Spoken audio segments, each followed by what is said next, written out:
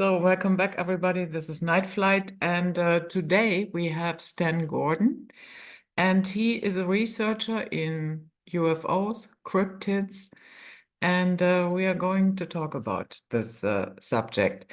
So, Stan, thank you so much for coming and welcome. And thank you for having me on your program.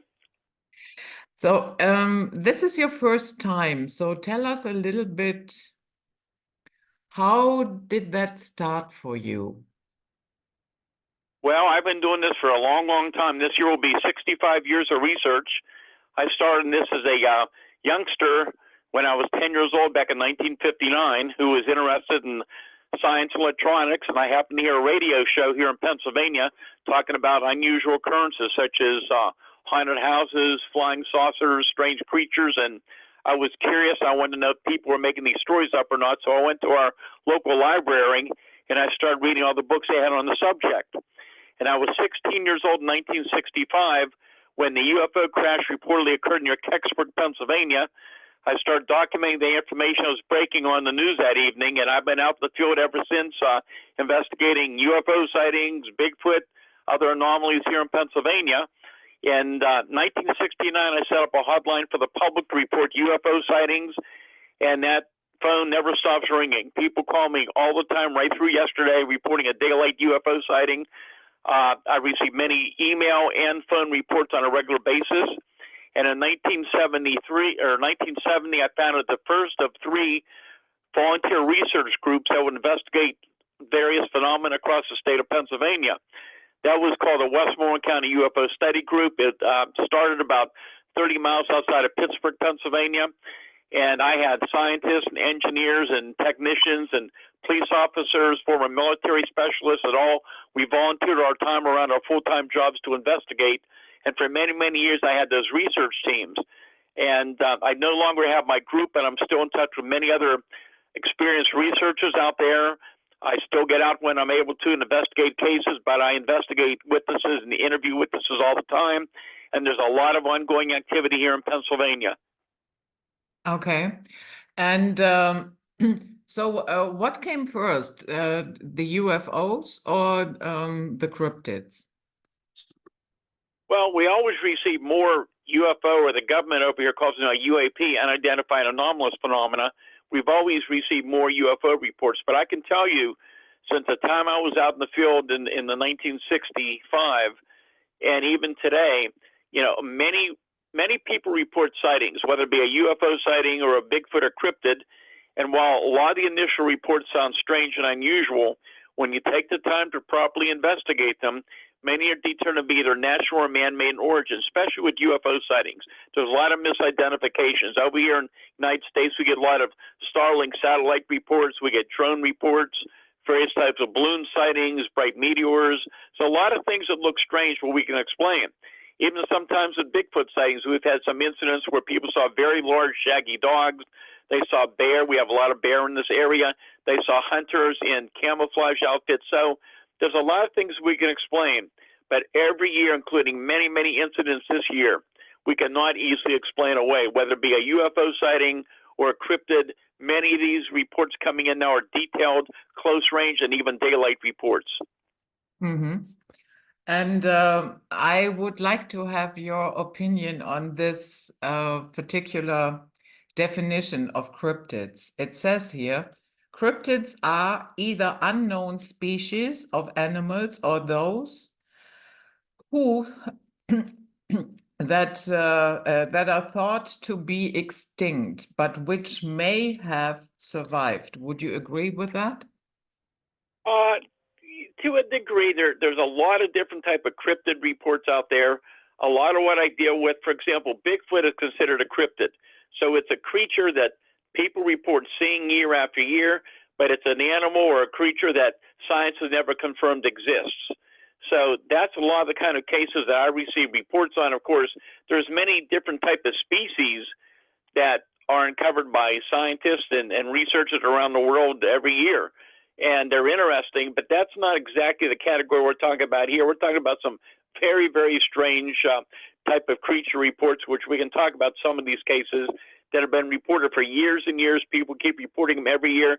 We have Bigfoot sightings reported every year in Pennsylvania, including this year. And again, many of the sightings now are not at a great distance. Many of them are very close range, even in daylight, where people are getting a very, very good look at these creatures. Mm-hmm. And did you have a personal experience with creatures like that? Well, believe it or not, now 65 years, and I've never personally seen either a UFO or a Bigfoot. I've interviewed hundreds of cryptid and Bigfoot witnesses, thousands of UFO witnesses. I've found a lot of evidence over the years. We made a lot of casts of footprints over many, many years. I believe back in 1973, when we had a massive Bigfoot outbreak here in Pennsylvania, that I chased a Bigfoot through a cornfield in the dark. It was way ahead of us, moving much faster than we could move, making a very loud sound like someone with asthma, very heavy breathing. I recorded the sounds, but whatever it was, I could not catch up to it. Okay. Yeah, that is, do you find that frustrating that you didn't have, yeah, a personal experience? Well, if the time comes when I get to see something, I'll be glad to finally have my own observation. But Yeah. it keeps me open-minded but skeptical, because I know a lot of things I can explain away, but there are many, many cases coming in by very credible witnesses we could not easily explain away. Yeah, okay. So cryptozoology is, yeah, I would say disputed, and some call it pseudoscience, and they say it lacks evidence in terms of skeletons and what have you. So what would you say to that? What are the cases that you cannot explain away? Well, there are many, many, and I'll give you a little bit of history, and this will take a little bit of time because this is a lot of detail. And I can Yeah. tell you, over the years, and even today, I'm in touch with many scientists, PhDs around the country here. I had many scientists in my group. I had physicists, chemists, anthropologists in my research group for years and years. But most of these people did it anonymously because of their positions. But a lot of these were skeptical people who spent time in the field with me, especially in the 70s and 80s, investigating these cases. And a lot of them were not really open-minded at first to these reports until they got out into the field. They began to interview the witnesses. They saw the patterns. They saw the physical evidence. Sometimes they saw the animal reactions, and they began to realize, well, there is something going on here. We just don't understand what we're dealing with. And that's exactly what's going on today. I can tell you this. I started investigating Bigfoot sightings back in the 1960s here in Pennsylvania. At that point, I was convinced from the people I was interviewing that we were dealing with some type of an unknown species that science was never able to verify. But 1973 comes around, and it was lucky that my first group was already well set up, and we were set up to cover the whole state of Pennsylvania. And first, we had the biggest UFO outbreak in history, anywhere in the country, around the world. Hundreds and hundreds of UFO sightings were going on across the state of Pennsylvania. And you got to remember now, 1973 was a time period when we didn't have internet, we didn't have cell phones, so people didn't know what other people were reporting. So they had no way to fabricate or make up similar stories. And we're getting reports from sometimes hundreds of miles away, the same kind of reports coming in. So we're investigating all these UFO sightings. Many of them were low level, not just lights in the sky, large structured objects low to the ground. There were things hovering over highways, pursuing vehicles. There were landing reports. It was just an amazing time. And many of the local and statewide, even national papers were picking up some of these stories. And then it got much more intriguing. In the summer of 1973, we had the biggest outbreak of Bigfoot sightings ever documented. This went on for months and months in early 1974. Many of the Bigfoot sightings were in daylight, and sometimes more than one creature seen together. So you got to understand now, my teams would get out to some of these location sites within minutes to hours after they occurred, and we could document this information. We are also surprised at that time that we were getting referrals from newspapers, let's say media, from police departments, state police across the state who were referring cases to my group to investigate. So we had a lot of information coming in. we were able to record and document information as it was taking place. And anyhow, again, so many Bigfoot sightings. But as my teams are out there, so you got to remember it's all year round, including even winter in the snow. Sometimes we get on the scene and there's a series of very large footprints with big strides between them that go for a distance and then abruptly stop when there should have been more tracks. Now, those kind of things are occurring now all over the country here in the United States, and there's no way that could be something that could be fabricated. So that was kind of making us scratch our heads, like, why are these tracks just suddenly abruptly ending when there should be more tracks? It didn't make any sense at all. And then things got stranger and stranger. We would talk to witnesses in certain areas who would were very, very shaken and were reluctant to even tell us that they would see a large 6, 7, 8 foot tall hairy Bigfoot in daylight standing not that far away from, maybe 40, 50 feet away, that would suddenly just vanish and moments later reappear not too far away. And these reports were coming in now from miles and miles away, but people had no way of knowing about these other reports. And then it got much more intriguing. Then we began to see a pattern where we'd have a UFO sighting in a particular area, and minutes to hours to days later, we would have a UFO sighting or vice versa. And then very detailed cases came in where we would have a UFO and Bigfoot seen at the same place and time. And there were some really amazing cases. There's 2 of them that stand out. I'll be glad to tell them to you, but it takes a few minutes because they're very detailed reports if you'd like to hear them. Yeah, I would, before we do that, is there something special about Pennsylvania, or are these Bigfoot sightings, for instance, all over the place? Oh, yeah. Bigfoot sightings are nothing new. I mean, yes, in Pennsylvania, you have a long history of Bigfoot sightings going back to the Native American accounts. There's newspaper stories from the 1800s that talk about sighting of these strange hairy creatures. But back in those days, they called it the wild man of the woods or the forest. That was long before we heard about the term Bigfoot. So there have been sightings ever since. But sightings go on all over the country and many, many parts of the world. Talk about Bigfoot or something similar being seen for years and years. So it's not just new to Pennsylvania. It's just you got to remember also here in Pennsylvania, with the fact that I had my research groups in my hotline, it was one of the only places in the country where people could report a sighting and somebody would investigate it. So that's one of the reasons why we probably always have a pretty strong input for information from people who see these things. And do you personally think that there is a connection between UFOs and cryptids? Well, at least with some of the Bigfoot things and maybe some others. And this is where we get into some really interesting things. And when I talk about these cases now, I am not suggesting that Bigfoot, for example, is from another planet or extraterrestrial nature, because that's not what the data is showing. What we are showing is that we're dealing with something that may well be beyond our present scientific understanding. There's a physical and a non-physical component to it. And for lack of a better term, we'll call it interdimensional, which is why you never find any bodies. And I'll give you a couple examples here, but as I said, this takes a little bit of time because these are very detailed cases. Yeah, okay, go ahead.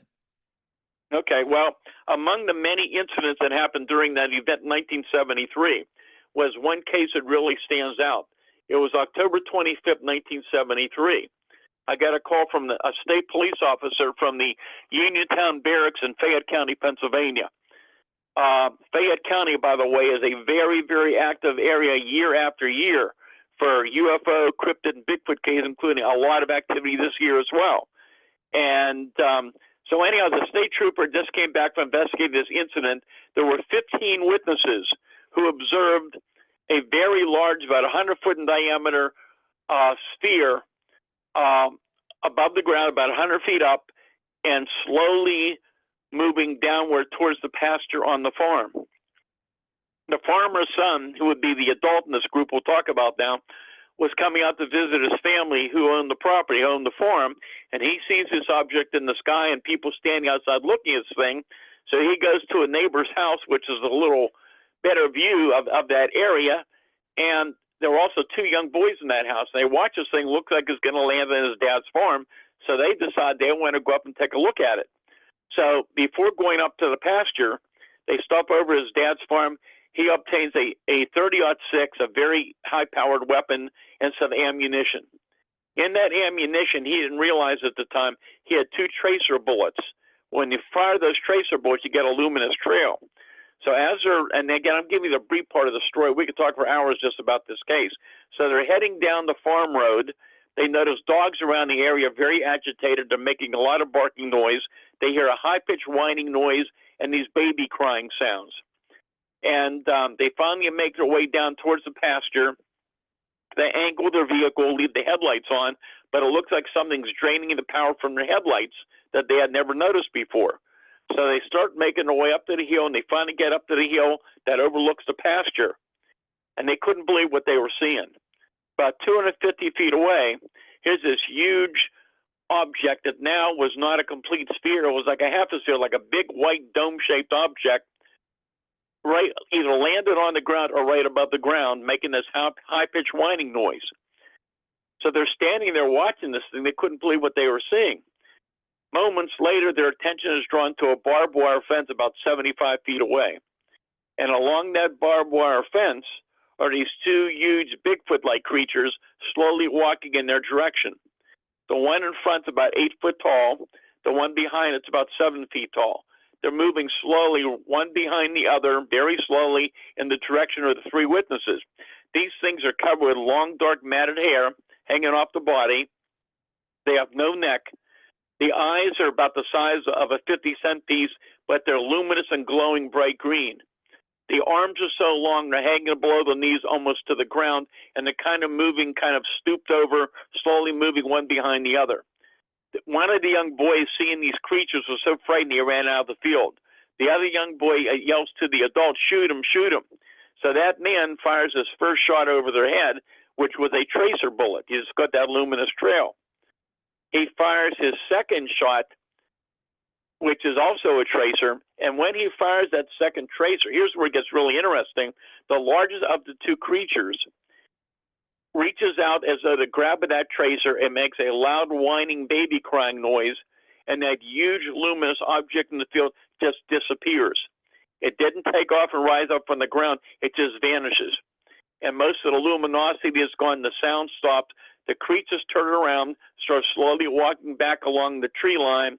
And at that point, that the man is firing live bullets, live ammo from his 30-06 into the creatures with no effect on them whatsoever. They ran back to the vehicle. They went to the farmhouse. They took the family to the neighbors and called the state police. Again, the short part of the story is the state trooper arrived about 45 minutes later. They went up in the police car looking for evidence, and the state trooper told me when they got on the scene of where the object was on the ground, that whole area was self-luminescent and glowing, about 100 feet or more in diameter. He said the farm animals would not go anywhere into it, and he said if he had a newspaper, he was certain he could have bent down in that glowing area and read the newspaper from the glow.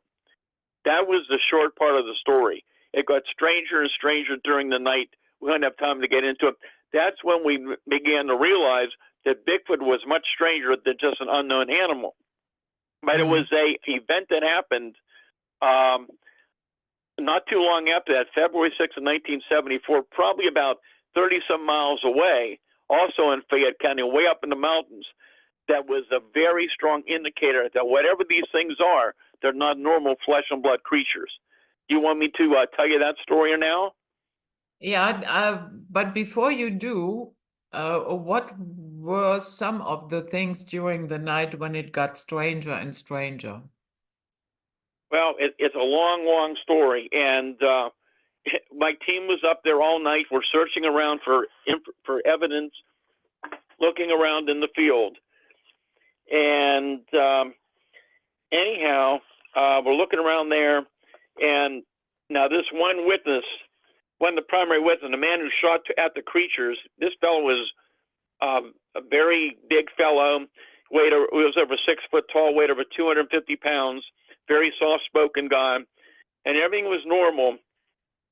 And at one point, the farmhouse that was several hundred feet away, suddenly they noticed that it was all illuminated in light, and then suddenly it disappeared.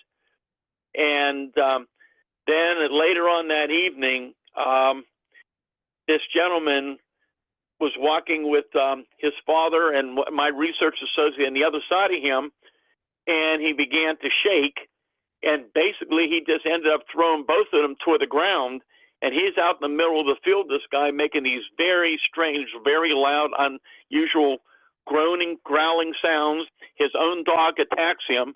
By the way, this was all recorded as it happened on audio.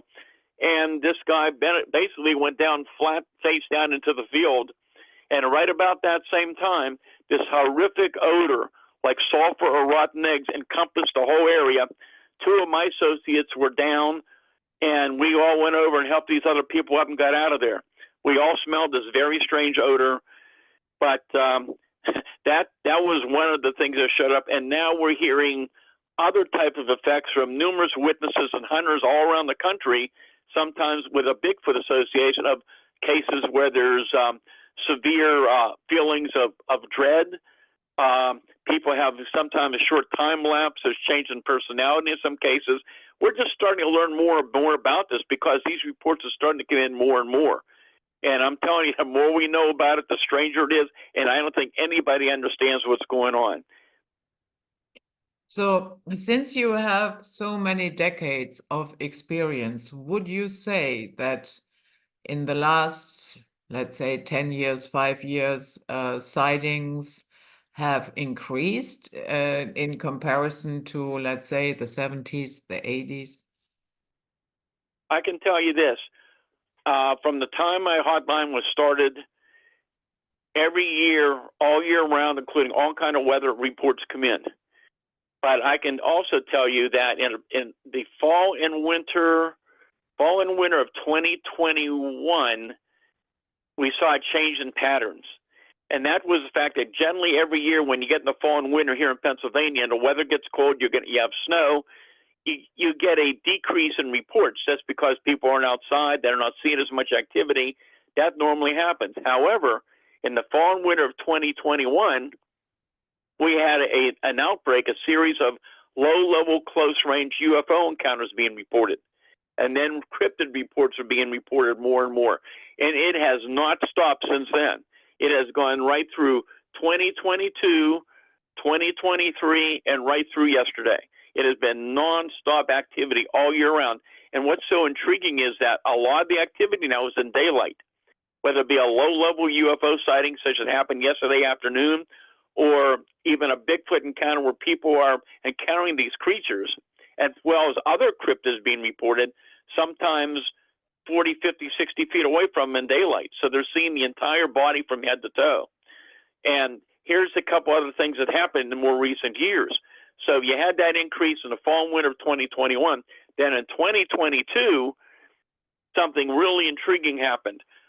We began to have a surge of what I've called mini UFOs for years. So you will see reference to these as orbs of light or balls of light, and an orb is something spherical. And these reports are quite interesting. I knew about these reports back in the 1960s, but over the years we're hearing more and more. 2022, we had the biggest surge of these cases, and here's what's so intriguing. These smaller objects, they're generally spherical, but not always, but most times spherical. They're generally, majority of them are around the size of a golf ball to a baseball to about 1 foot or 2 in diameter. And they are not high in the sky. These things are very low to the ground. In fact, we've had them actually on the ground in some cases. And over the years, I've had reported these things actually following vehicles. We've had them enter people's homes and cars through open windows. I've had them in recent years appearing inside of people's homes. They're really intriguing reports. And just to give you an example, in October of 2022, one report was from Fayette County, and one of my research associates, Jim Brown, investigated it. A man was up early in the morning, around 6 o'clock in the morning. It was very cold. He was in his, I believe, his robe and slippers. His wife found him sound asleep on the porch outside in the cold weather, which he would never do that type of thing. When she finally awakened him, he told her that he was walking out to get the newspaper which had been delivered, and on the way to the newspaper box, this small white sphere about a foot or so in diameter, bright white, was hovering right close to him. And he said all of a sudden he got so tired that he couldn't stay awake and he fell asleep on the porch. So 3 days later, about 40 miles away, outside of Ligonier, PA, which is a hot area for all kind of sightings year after year, a woman's in her older type home. She has high ceilings. So it's 2:30 in the morning.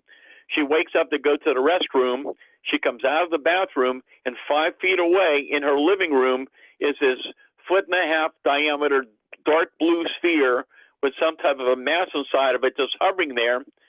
She recalled taking one step towards it, felt like a slight electrical jolt, and then she said she got so tired she couldn't stay awake. The next day she felt very weak and sickly, and she told me, she said, "I'm an insomniac. I don't fall asleep." For her to fall asleep like that was very unusual. So it was quite interesting that days apart, you had similar reports of similar physiological effect being reported.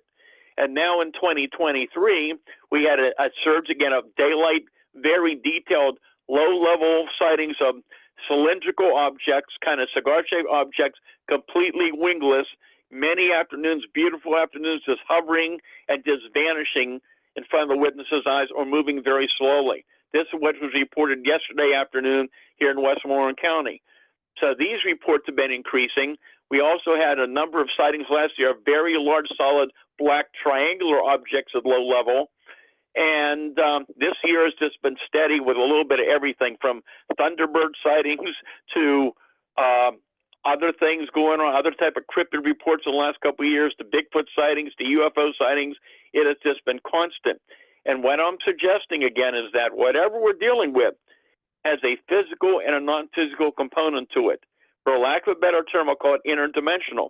I said years ago, there's pretty good information that there's more than one origin to the unknown category of the UFO mystery. I think a small percentage of some of these objects may be of extraterrestrial origin, but a lot of the strange things we're dealing with, once again, have a physical and non-physical aspect to them, and for lack of a better term, I'll call it interdimensional for right now.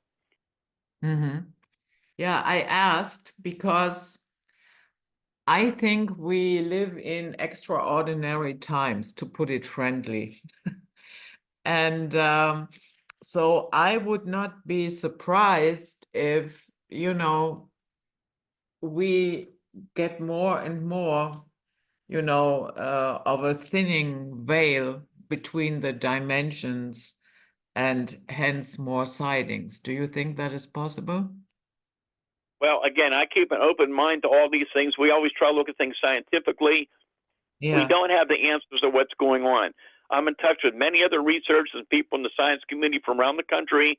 I'm hearing very similar reports from around the country as well. But here's an also interesting little tidbit and how these little orbs of light fit in with the Bigfoot mystery. Going back to 1973, when all these UFO and Bigfoot sightings are occurring, we had one incident outside of Pittsburgh, PA, about north of Pittsburgh, where 2 witnesses were outside in the country waiting for a friend to pick them up. They see this 7-8 foot tall, hairy Bigfoot with white hair running across the road, but in one of its hands, it is carrying a small glowing ball of light. And a short time later, this object came across the sky and projected a beam of light down into the woods where the creature ran into. And now, over the years, in Pennsylvania and all across the country, in areas where we have a history of Bigfoot sightings, you have witnesses and investigators who are seeing these spheres of light and other strange light phenomena, but these small spheres coming within feet of them. So this is going on all over the country now, and some of these reports are very, very strange indeed. Mm. Yeah, when you talked about these footsteps that all of a sudden just vanish, and then the creature appears in another place, there are basically only 2 possibilities. Either they can teleport or they are walking in and out of dimensions. And that's what we're theorizing, because we just don't know enough about it. I don't think anybody understands, including the governments. And I think they're quite aware of these type of things from some of the research they did. For example, at Skinwalker Ranch in Utah, which you've probably heard about, the cases I was investigating here in the 70s in Pennsylvania with Skinwalker type activity long before we knew about what was going on in Utah. And now you have locations in Pennsylvania and all around the country where similar things are going on. But let me tell you this other account, because it's an important account, which was the indication that we're dealing with something that was not a physical animal, if you'd like to hear it. Yeah, sure. Okay, so this is February 6, 1974, way in the mountains of Fayette County, Pennsylvania. It was a normal evening. This lady sitting in a little cabin home. Everything's normal. She's watching television. And I should tell you the time period. Here in the United States, there was a very large national trucker strike. There was gas rationing across the country. So a lot of people remember that. I couldn't get gas where I lived until the next morning to get up to the scene, because it was about 40 miles away from where I lived where this happened. Because of the violence across the country, here in Pennsylvania, we had members of the state police that patrolled with the National Guard, military. So you had members of both units that responded to this incident. Anyhow, so this lady's in her home that evening, watching TV. She began to hear this little noise on her front porch. She had some empty soda cans, pop cans outside, and somebody was knocking these pop cans around. So a few weeks before, she had a pack of wild dogs came through, and she thought, I bet the dogs are back again. So she decided she was going to grab her 16-gauge double-barrel shotgun, which is a very high-powered weapon, load one chamber, one bullet, and fire over their head and scare the dogs away. So she proceeds to do that. She loads her shotgun. She walks up towards the front door. She turns on the switch to put on the light for outside on the porch. She opens up the door and steps out. But there's no dogs there. 6 feet in front of her is a 7-foot-tall, gray-haired Bigfoot that put its arm straight up over its head when she put the light on. And how did she respond? She pulled the trigger and fired her weapon right into it. She said there was this bright flash of light, like a flash from a camera, and that huge, hairy creature just vanished and disappeared right in front of her. But her in-laws that lived 100 feet away, they heard the gunshot, and they called and asked her what she was shooting at. Her son-in-law reportedly grabbed his pistol, started walking up that dark road, and at some point was surrounded by 4 or 5 hairy people with eyes like coals of fire. And at about the same time, there was this large luminous object hovering over the trees at the same time. That's when they called the state police for help. And I talked to the primary police investigator who was there. Like I said, I couldn't get up till the next morning. And he said by the time they found it, everything was done. But he said the witnesses were very credible. They were visibly shaken. They gave a lot of detail. But he said what convinced him something was happening with the animal reactions. These people had a number of animals up at the farm. They were all pretty nervous and frightened, but they had several big dogs. None of the dogs would bark or move when they got on the scene. That is very, very typical. In many cases, we have even in recent weeks that when even the most ferocious dogs are in close proximity to these huge, hairy creatures, they generally are like paralyzed. They don't move, they shake, they cower, they don't bark. Even sometimes 2 or 3 days later till they go back to eating normally. That's something we hear often. That was the case among others that suggests that we're dealing with something that is not a physical animal as we know it. Mm-hmm. Yeah. So do you also have reports, or maybe you had an experience yourself with so-called Skyrods? Could you repeat that? With what? I couldn't hear you well. Skyrods or skyfish. Oh, okay. Are you talking about the rods that people take pictures of and move around quickly? Mm-hmm. Okay, I am aware of them. I get a lot of videos in here. I get a lot of security camera pictures, game cam pictures. We've got a lot in recent weeks, more of UFOs than anything. We do have quite a lot of videos of the orbs below the ground. Here's another thing that's interesting, too, and I'll answer your question. I'm aware of them. Some of the ones I've seen are interesting. There's a lot of pictures come in. I have a very good photo analyst, one of my research associates, who's very open-minded. some of the things that people are photographing, there are explanations. There's different technical things within certain cameras that can produce some strange effects. Sometimes they're photographing insects, moisture, things like that. You can explain it looks unusual, but some of them are quite interesting. So yes, I'm aware of the reports that you're talking about. Mhm. Okay. So, is there any incident where you thought, wow, that really, from all the incidents that I have researched, that one blew me away? Well, I think probably the two I just mentioned to you among hundreds and hundreds of very, very strange cases we have. There's all kinds. I can give you some very good examples of some of the cases you rarely ever hear about of large structured objects low to the ground with different types of electronic interference, electromagnetic interference. Let me just tell you a couple of those are really fascinating cases. Yeah. So one of them was September 3rd, 1987.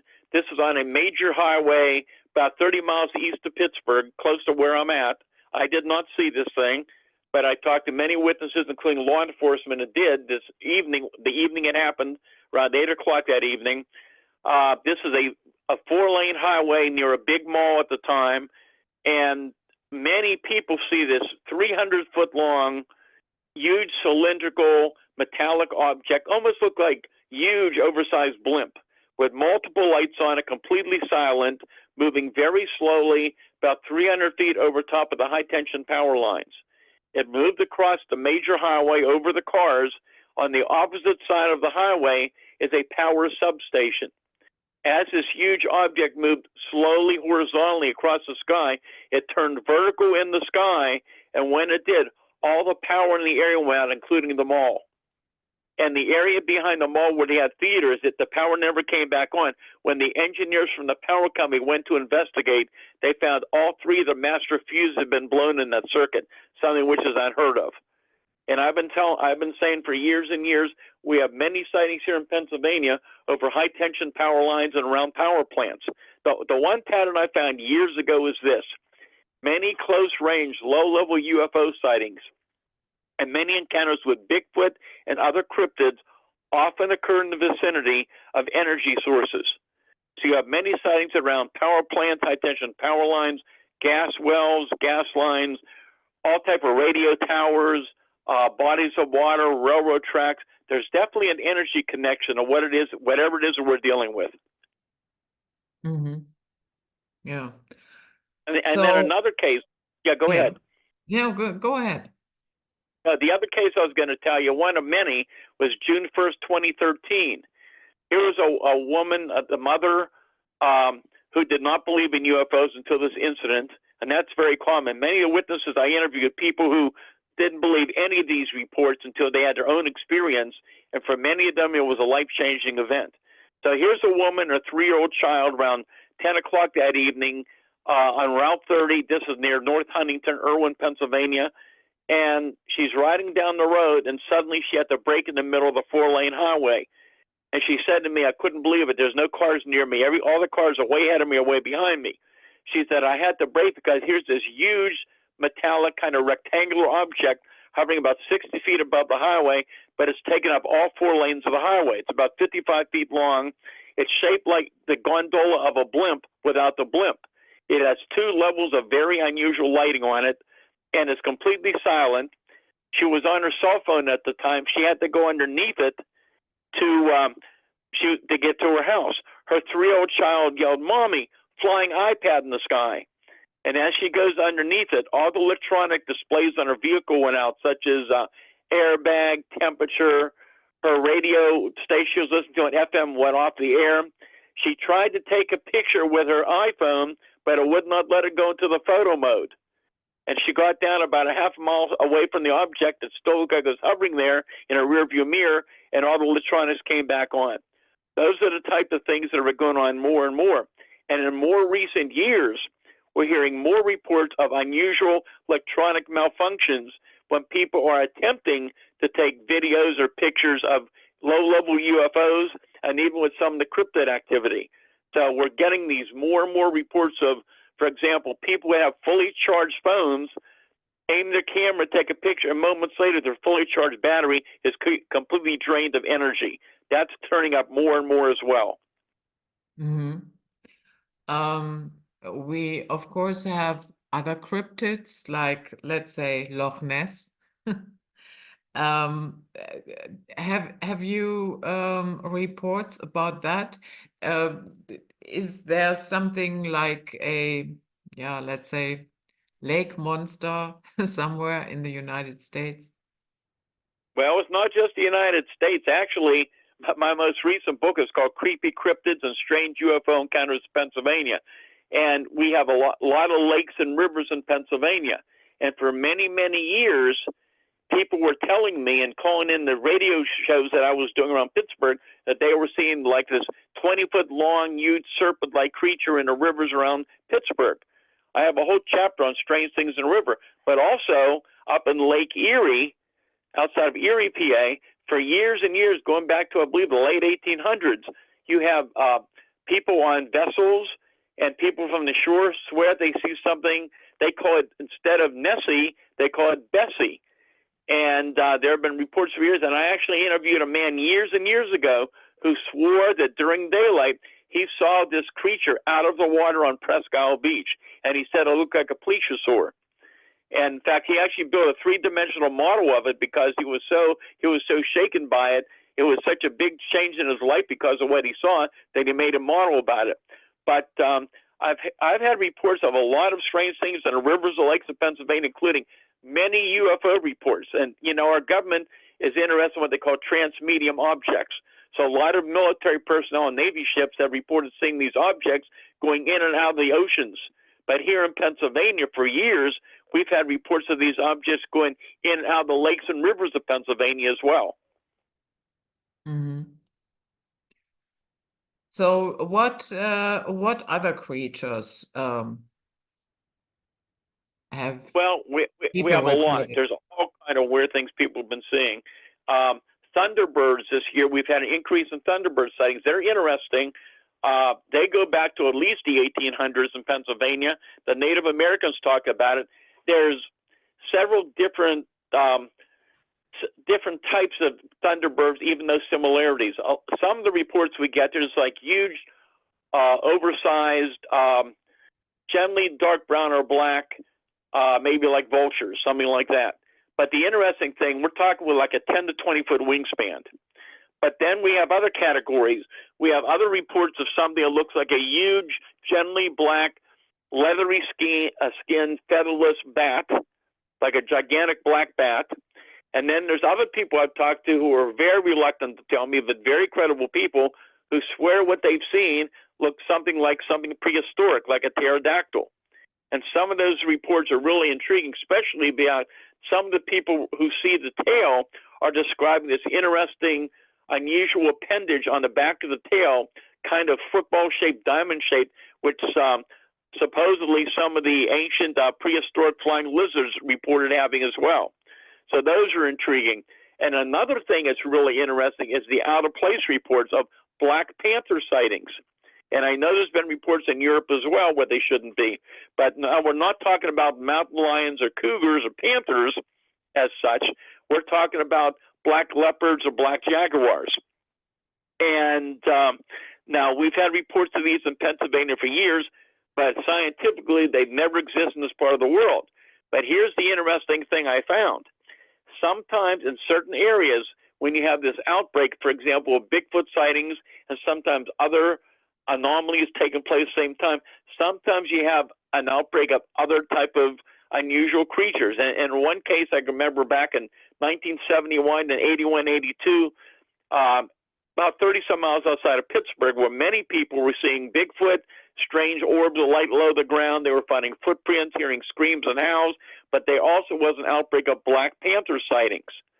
And what a lot of people don't know is there are some cases where a Bigfoot reportedly is accompanied by another cryptid as well, such as a Black Panther.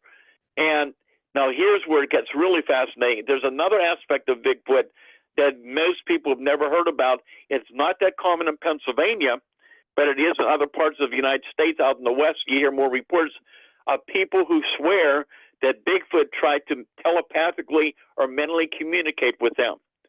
And again, very rarely in Pennsylvania, but back in the 80s, out here along the Chestnut Ridge, which is probably one of the most active areas anywhere in the country, but it's here in Southwest PA, where sightings of Bigfoot and cryptid UFOs occur every year, especially around Derry Township, Pennsylvania, not far from where I live. And back in the 80s, I was called out by some of the landowners who lived at the bottom of the ridge in that area that this big 7-8 foot tall Bigfoot was coming down from the top of the ridge and scaring their animals around their homes. So my team goes out and we interview. There was a group of people waiting for us to get there. And while we're talking, one of the person in the group reluctantly said that she believed this thing on occasion was Bentley trying to communicate with her. While we were there, she says, this thing is telling me that tomorrow morning and the next morning, about 15 miles away in another area called Homer City in Indiana County, it's a small town, that there will be an unusual UFO incident early in the morning hours. And early in the morning hours, the next morning over Homer City, Pennsylvania, there were multiple reports of this very strange sound, like something big was hovering over the town, but they couldn't see it. And they actually called the fire department out to investigate and see what it was, which they never explained. So how do you explain that kind of report? It's very fascinating. So in other words, the cryptid communicated telepathically. That's what, see, I was there when that happened. And this person who was just a normal person, reluctant to tell anybody, and while we're there, she says, this thing is telling me right now that tomorrow morning over the specific town that this would happen, and it actually did take place. Mm-hmm. Yeah, that is really fascinating. I mean, yeah, it's probably hard to figure out, but I would say there is a connection between these UAP or UFO sightings and the cryptids. There has to be some kind of connection. After we've been finding, believe me, this is not something I was looking for. I go where the data shows me. And, you know, I was, again, back in the 60s, I was convinced that Bigfoot was an unknown primate. And then all these reports started coming in the early 70s from widespread areas. People had no way of knowing what other people were reporting. A lot of them would call the police departments first because they were frightened by what happened. And, I mean, some of these cases were just incredible we dealt with. I mean, it was like living a sci-fi movie, but we're out there day and night with my teams investigating this for weeks and weeks and weeks. All these reputable people.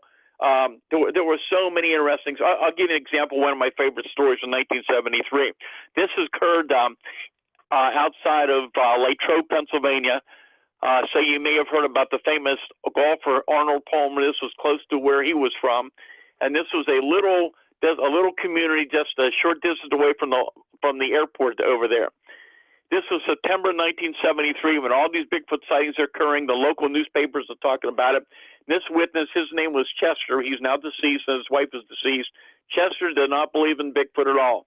And the night before this happened, he and his wife or neighbors were outside on their porch making fun of Bigfoot because it was in the newspaper, and he's calling, come on, Bigfoot, I want to see you. Well, around 4 o'clock in the morning, his mobile home, something hits the side of his mobile home, big bang. And he thought somebody was trying to break into the garage behind his house because he had a very nice classic antique car in it. So he looks out the window. So you have to imagine this. He's standing there looking out the window. Right on the other side of the window, maybe a foot away, but the back of the creature is towards him. It's looking away from him. This thing is 8.5, 9 foot tall, towering over the top of his trailer, standing on his patio. He can't believe what he's seeing. This thing, if the window wasn't there, he could touch it. He could reach out and touch it easily. So he runs over and wakens this witness to that thing they call Bigfoot. It's on our patio. So they go in the dark and they go back over and she sees it. Oh my God, what are we going to do? Well, back many, many years ago in 73 in our country here, we had real telephone operators and we had dial telephones. So they bumped in the wall on the way over to the phone to call the state police.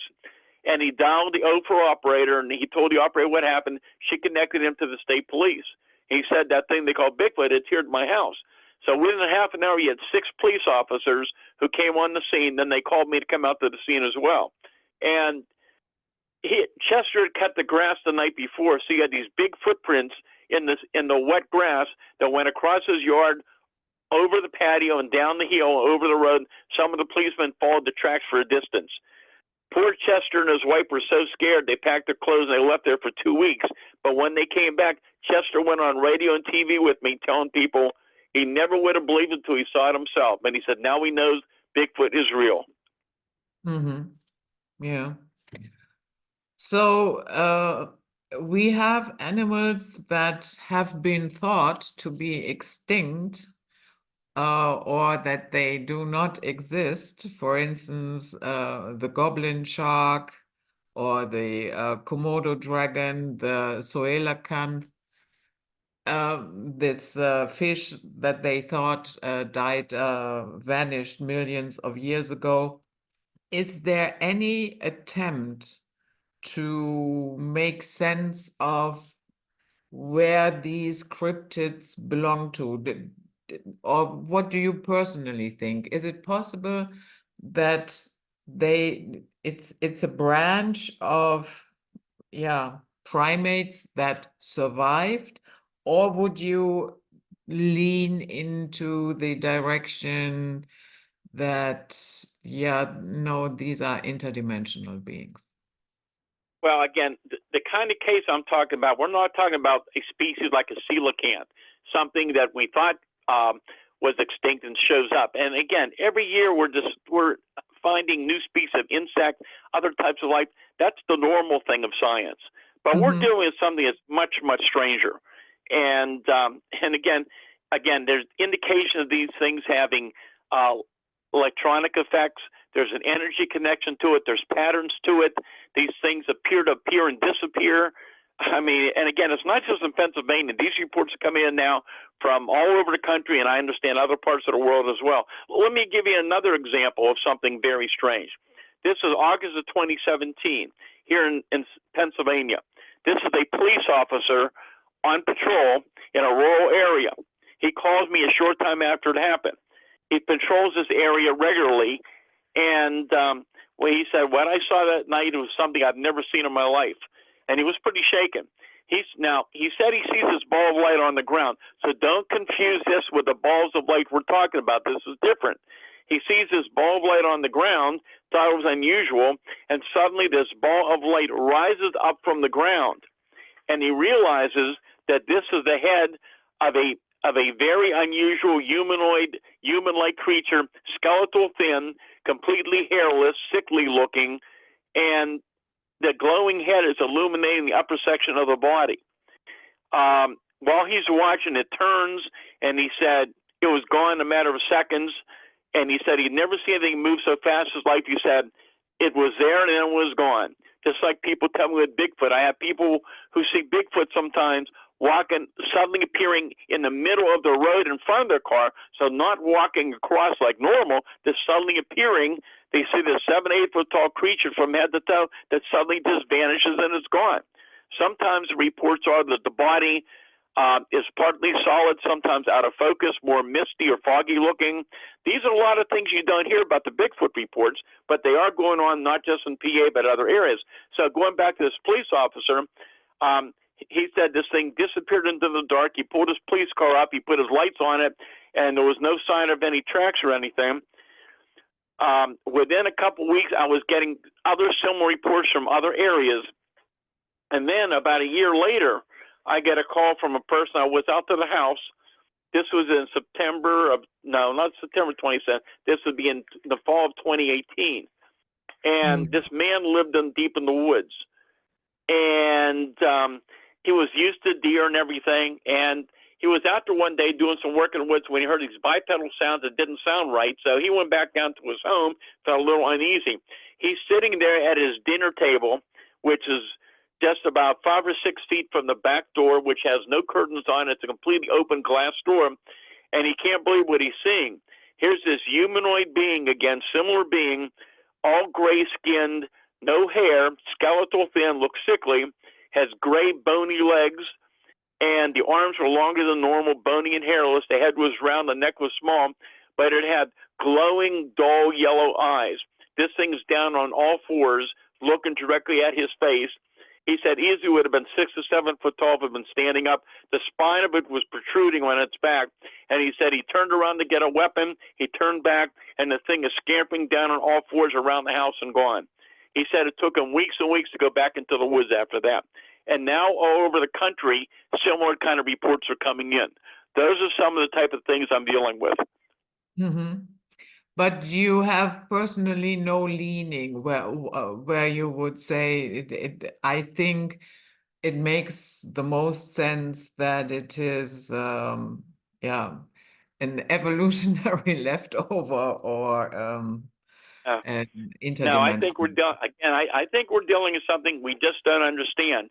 That under Mhm. certain conditions, these things are going in and out of our physical reality. They come into our environment under certain conditions where we yet do not understand. They leave physical evidence at times, and they're gone. They appear and they disappear. I've had people actually see this happen, and even these little balls of light, as reluctant as I am to say it, and again, it's not just in PA. We're hearing reports of these balls of light have actually changed into, for example, Bigfoot, and Bigfoot's changed into other creatures. It is so weird. But also, with some of the UFO UAP reports we're getting, even in daylight over the years, we have these large solid objects that suddenly begin to fade away and vanish, or they change from one form into another. I'll give you an example. It happened November last year. It was a beautiful afternoon here in Pennsylvania, about 60 degrees. This woman happened to look out at her neighbor's house, and here in the afternoon, 50 feet above the roof, is this large black triangular object. And as she's watching it, it's changing form from a triangle to, I believe it was a square, back to a triangle. So she thought, I better call my neighbor whose house it's over. And she rang her phone, but there was no answer, so she figured she was outside. She walks over and shows the neighbor, points above her house to show her this thing is hovering right over her roof. They both watch as it climbs up to about 500 feet into the sky and then goes higher and disappears. This is what's going on. These things change physical form, one form to another, and nobody understands it. Hmm. These lights that are close to the ground, do they in any way resemble the lights that have been reported when crop circles appeared? Okay, I missed part of it. Are you asking if the little orbs of light are similar with the reports of crop circles in Europe? Is Yeah, that what you're saying? yeah. Yes, they're very, Oh, very. okay. There's very similar to that type of thing. Again, they vary in size. Majority of the reports I've had, they're about the golf ball to baseball size, to about a foot or two in diameter. And while they're generally spherical, now most of the time they're just bright, luminous sources of different colors. Interestingly, in many of the reports, even though they're very bright, they do not emit any light from them and illuminate the surrounding, which is interesting in itself. They generally make no sound at all. I've had some incidents, even in daylight, where they've approached within a few feet of people, but they look solid and metallic. But that's rare compared to most of the other reports. So these things are fascinating. Let me give you another just amazing example. October last year, here in southwest Pennsylvania, in an apartment building at 4 o'clock in the afternoon, two people were sitting on the couch watching TV when suddenly, about 3 or 4 feet away from them, this very small, I believe around golf ball size little sphere appears in a living room. It rises up about 4 feet and is hovering right in front of them. Suddenly, about 10 more of the same thing suddenly appear. So all these objects are moving around, hovering at about a 6-foot area. Unfortunately, neither witness had a phone with them at the time. The 10 objects vanish, and then the main object remained. It floated behind the television set, and they never saw it again. Hmm. And no repetition of this. No, it was a one-time only, as far as I know. But many other people, even in recent weeks, are describing these type of things. And again, in recent weeks, we're getting more reports. We've had 3 in the last week now of, again, these large cylindrical, kind of cigar-shaped thing, wingless objects, quite often more and more in daylight, even hovering over business areas around here. And yes, we do have a number of photographs. If people go to my website, which is stangordon.info, stangordon.info and you scroll around the pages, there's a lot of information on there about these cases in detail. There are some photographs on there that have been taken. Mm. Just a couple of minutes ago, you mentioned that this Bigfoot creature communicated telepathically. In your research, has anybody ever tried to befriend a Bigfoot or another cryptid and live to tell about it? Well, I can tell you, of the hundreds of Bigfoot sightings I've investigated, these creatures, whatever they might be, they seem to be interested in human activity. Sometimes they'll approach, fairly close after watching people, and then generally run off. I have no cases where these things have physically gone after somebody and physically hurt them. Yes, Okay. I have some reports of these things throwing like small boulders or tree branches towards people to scare them away. But for that to go after somebody and hurt them, that's not the case. Okay. I hear very few reports where people say that they have left food out for these creatures, have left what they call gifting in more recent years, which is something we never heard about back in the 70s and 80s and 90s. But some people claim they're leaving gifts out, and the creatures sometimes leave them some type of unusual gift as well. I've heard that from a number of people as well. So in those kind of cases, they claim they're communicating. Again, it's extremely rare to hear these kind of reports or the communication type things. It's very, very rare. But some of these, again, are credible people who don't even want to discuss this type of thing. They're reluctant to talk about it. They don't know why it's happening to them, but it's consistent with other stories we're hearing from different people. Mm. Yeah. Yeah, too bad. I mean, obviously, yeah, as you said, they are curious about human activities. And we have this one case where the creature communicated telepathically. So, yeah, that would be a project trying to befriend them. That's it. Well, again, we're dealing with something nobody understands. I've said years and years ago, the phenomenon is so strange it protects itself. It is so strange and unusual. Nobody understands it. While there's patterns to it, a lot of it makes absolutely no sense. Like, why is it even happening? Why are these things taking place? And that's why there's so much skepticism. So many of the witnesses I interviewed, as I mentioned earlier, these are credible people. People call me from all walks of life, educators and police officers and engineers and people who used to laugh at a lot of these stories until they had their own sightings. And then now they know these things are real. And a lot of people, it's life-changing for them because they're seeing something that's not supposed to exist, and it's very hard for them to deal with it. Mm. And in your experience, the police are they usually do they scoff it off, or are they in most cases willing to go there? Well, again, that's not their thing about investigating incidents. Over the years, I've received quite a number of reports. I've interviewed many state police and many police officers and first responders who have seen these things personally. But 99% of them don't want to publicly talk about it. Most of them would never even make a report on it because they don't want to be laughed at, ridiculed, or have a chance of losing their job. So, again, reputable people from all walks of life have seen these things. About a month ago, I interviewed a man that had an extensive law enforcement and military background who was a complete non-believer in UFOs, used to laugh at people about it, till he had an experience several years ago where something came down and hovered very close to him. And he knew aircraft very well, and that convinced him there's something out there, we just don't know what it is. Yeah, I think pilots, for instance, are encouraged to report incidences or strange encounters that they might experience. But I also know, because I was a flight attendant for many decades, and I also know that the majority of them would never do that. That's true. And I can tell you, over the many, many years I've been doing this, I've interviewed numerous commercial pilots, private pilots, corporate pilots who have seen these things and gave me very detailed accounts of what they saw. And there's no doubt they saw something. And these are very credible, trained observers, just like a lot of the military personnel, a lot of the first responders I talked to. They know what they're seeing, and they were very shaken because they knew what they saw was something that's not supposed to exist. Mm. Yeah. Do you? I mean, you said you over the years some scientists changed their mind.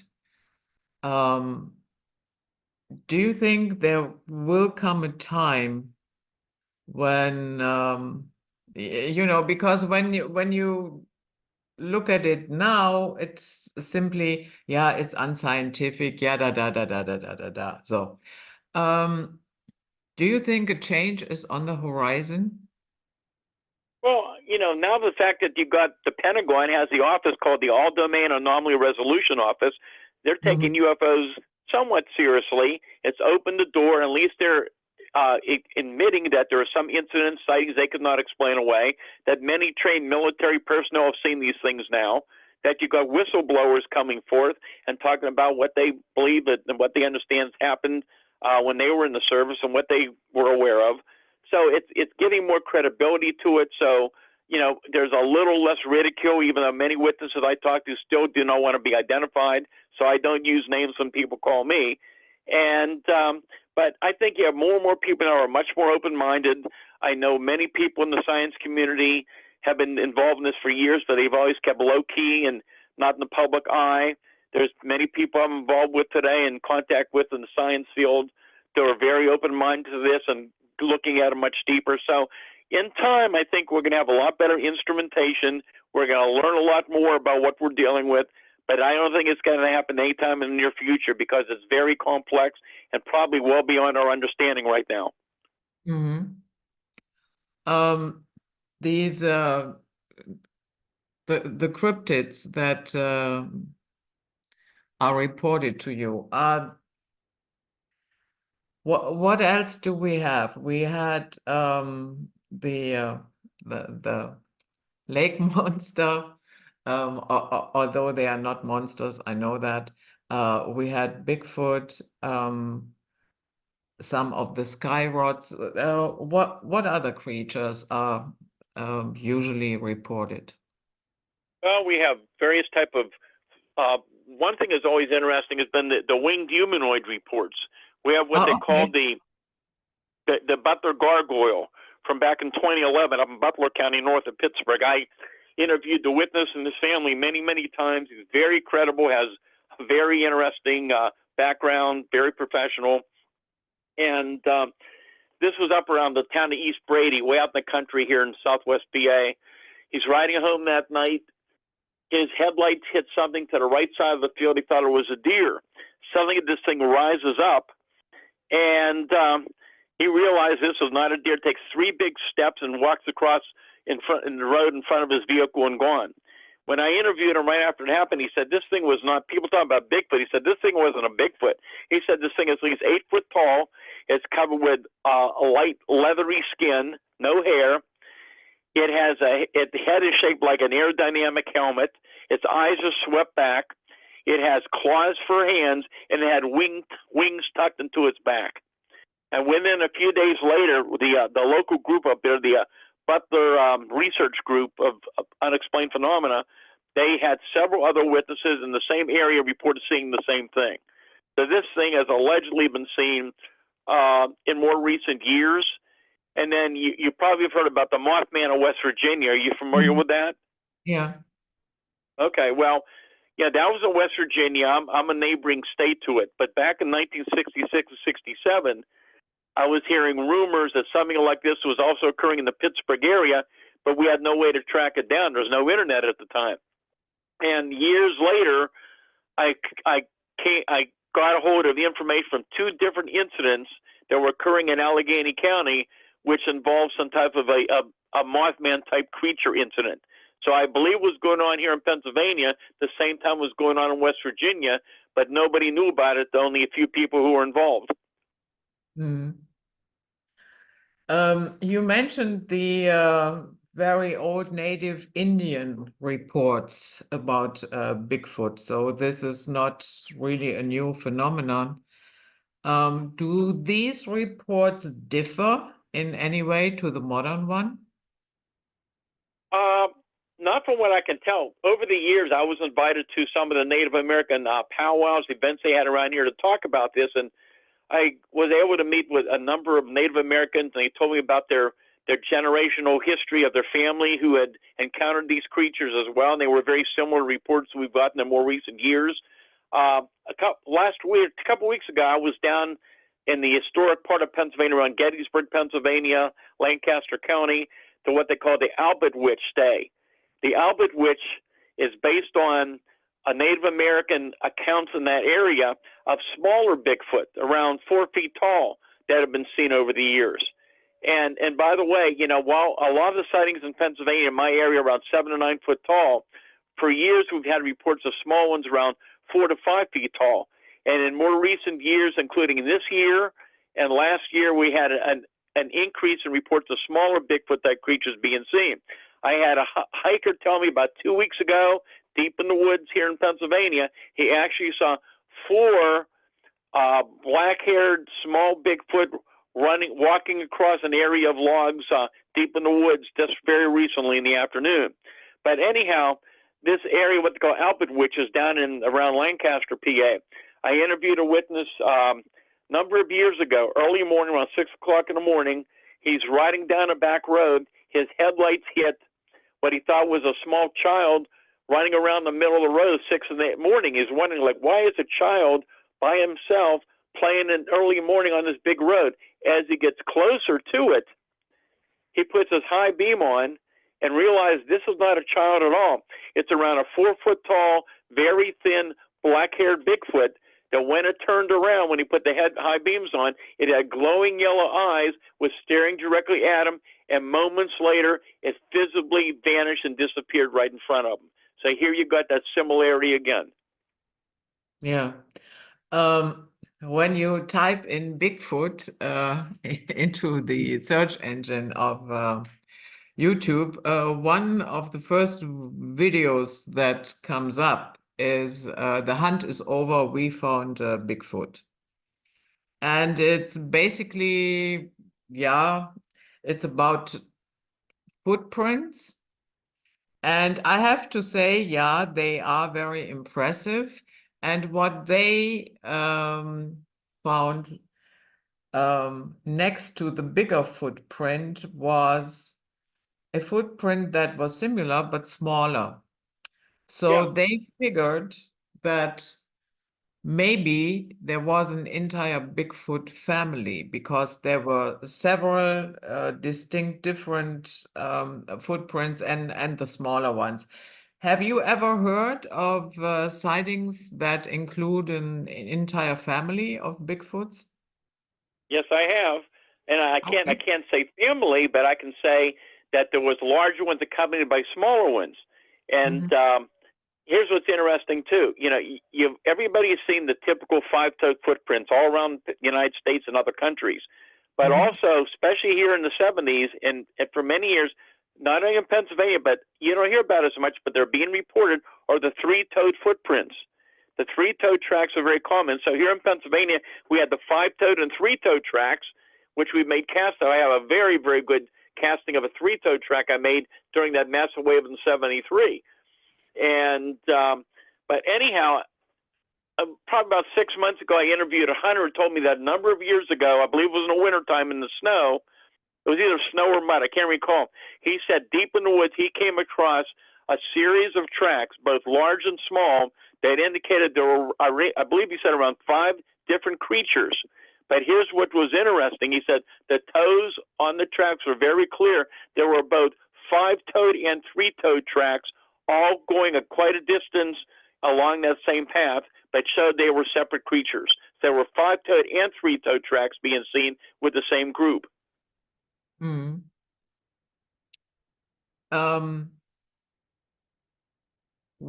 You said that they usually they just vanish. How can I say this? Has anybody ever observed if they open a portal or something, or is it just like that? 1 second you can see them and then they are gone. And there's been both reported. And first of all, let me tell you this. In many of the Bigfoot sightings and UFO sightings, they do not disappear. But there's quite a number of similar reports where this has been reported as well. Just like most UFO sightings have no direct connection with Bigfoot and vice versa. But you've got a lot of these reports, again, that people are reporting. It's not as rare as people think. It's been reported all over the country and other parts of the world as well. So that's pretty fascinating. But again, it's such a baffling mystery what we're dealing with. But it's so interesting. I mean, I deal with these cases quite often. I get reports in here almost every day on current or past reports coming in. And some of these reports are very high strangeness. Some of these have these interesting association with other anomalies, with the balls of light. The strange footprints in some cases they go this and they abruptly just stop and they're done, which makes no sense at all. It's just like something suddenly appeared and then disappeared. But yes, I've had people who described to me seeing different type of what they believe were portals. One person gave me a great description of a portal that was like swirling and like sucking up all the dust and dirt around the area at the time. Others swear they've seen some kind of doorways that open up. But interestingly, in some of the cases I talk about my more recent book and people I've interviewed even recently, some of these people explain to me these are hunters, experienced people who've been out in areas quite often right before they have an encounter with a Bigfoot or cryptid. The whole normal nature sounds suddenly get quiet. Yeah. The birds go quiet. The frogs aren't making any noise. The insects are not making it. It suddenly gets very, very quiet. Sometimes they talk about a very overpowering fear, but also they talk about being disoriented and areas where they're familiar with, and suddenly everything looks different. Sometimes it looks like it's a different place. They don't know where they're at. Sometimes they walk miles away until they find out where they're at and then realize that they're in a completely different place. They had no explanation. This is the kind of things that keep showing up. Mm. Yeah, that is very true. Animals have a very, very fine instinct for things like that. Remember a couple, many years in the meantime, the big tsunami that hit Asia and even parts of East Africa. And but the animals, hours and hours before that, they all went to higher ground. Yes. Yes. And animals do detect these things. They're sensitive to certain things. Even in recent weeks, witnesses have told me that it was their animal responses that made them aware that something unusual was going on. And I've had reports in recent weeks again where strange things were happening around properties, orbs were around, and even their big dogs in the home were acting extremely scared, were doing things they normally would never have done before. In other cases, in daylight, it's the fact that the dogs suddenly stand up or looking skyward, and that's when the human witnesses see something. Yeah. Yeah, if sometimes it's a good thing to observe what the animals are doing if you want to survive. That's true, that's for sure. But animals play a big part in a lot of the mysteries we're dealing with. Yeah. So the Bigfoot is usually hairy, yeah? Oh, yeah. Well, that's one of the common traits, that they're generally hairy. So, descriptions are very common over the years. There's similarities but differences. A lot of them are, again, around Pennsylvania, generally around 7 to 9 foot tall, even though we've had a few cases where it was pretty well documented, they appear to be even taller, up to around 12 foot in height. So where does something 12 foot tall hide? Where do they get their food year round, even in the wintertime? Where do they hide? We've even investigated into caves and mines in areas where there have been sightings over the years, found no evidence they were staying in caves and mines. And they're reported all year round, all kind of weather. There's a lot more to this than anybody knows and understands. Yeah. I mean, I have no proof, of course, I know that. But when I'm listening to you, I'm really just instinctively, I'm leaning towards interdimensionals. and I can tell you more people are today. I get calls to do many lectures. I've been lecturing for years and years since I was out of high school. I talk for all type of groups and professional groups, and I have a whole lecture I do on, I call it Strange Aspects of Elusive Bigfoot, and I get into all very deeply all the weird things about Bigfoot that most people never heard about. And some of these people come afterwards and tell me they're a PhD, and they said, you know, we never really believed in the extraterrestrial theory, but what you're talking about makes more sense. And this is what we're starting to see more and more response to this. And I have no doubt in the months ahead, you'll hear more and more about this in the news.